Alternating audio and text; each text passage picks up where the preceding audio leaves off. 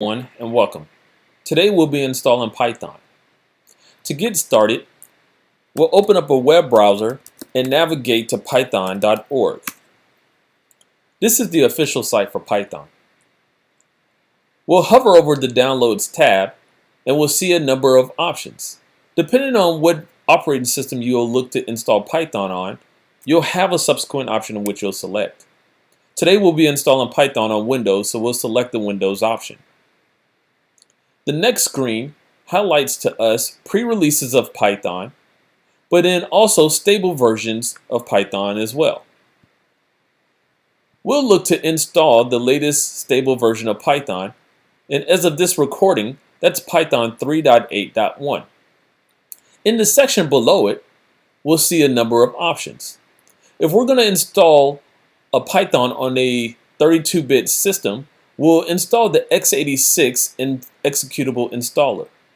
If we're going to look to install Python on a 64-bit machine, we'll install the x86 64 executable installer.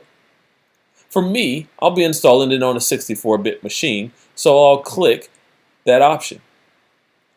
Python will begin its downloading, and once complete, I'll click to begin the installation of Python. We'll notice an option here for Add Python 3.8 to Path. That option currently isn't checked, so we'll place a check mark there because we want to do that. What that does is allow us to open up something like Command Prompt and just simply call upon Python by typing in Python. From there, we'll be able to drop straight into the terminal. If we didn't select this option, we would have to call upon the full path to the Python binary. In the end, selecting that option will make our life easier. Once we do that, we'll then click the Install Now button. If prompted, select Yes. If you aren't prompted, don't worry. This is just the user access control kicking in. When we select Yes, we're allowing Python to make changes to our machine. The installation of Python will now begin. This installation will take less than a minute, so we'll give it a few seconds to allow it to complete its installation.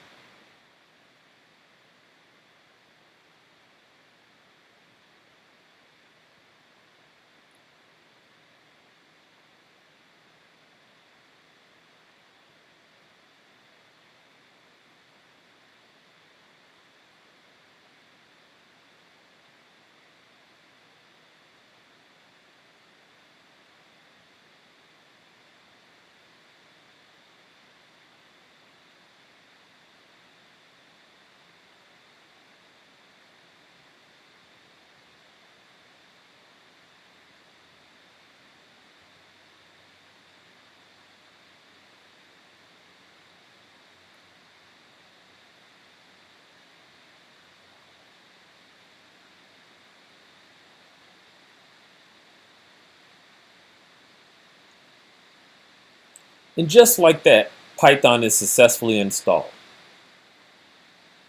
We'll click the Close button to close that window. Okay, with Python installed, we can now call upon it by going into our search area and typing in Python. We have a number of options that are presented to us, two of which are manuals and documentation on Python. The top option, Python 3.8 with the Python option, when we click to open it, drops us straight into the Python terminal.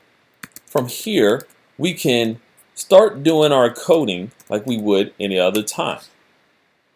That's one option or method for us to run Python.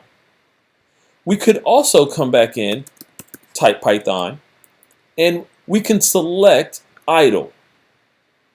Idle is also a Python terminal as well. So this allows us to code our Python code as well. Now, earlier when we installed Python, we selected the option to add Python to our path. Let's look at what that actually did for us. Notice how I'm in the command prompt. And from here, I can now just type Python, hit enter, and it drops me into the Python terminal. Again, if we didn't select that option, we would have to spell out the full path to where the Python binary is just to run it. So selecting that option has made and will make our life much easier. Okay, that's it for now. Tune in on the next video in which we'll dive a little bit deeper into using Python. Thanks for watching.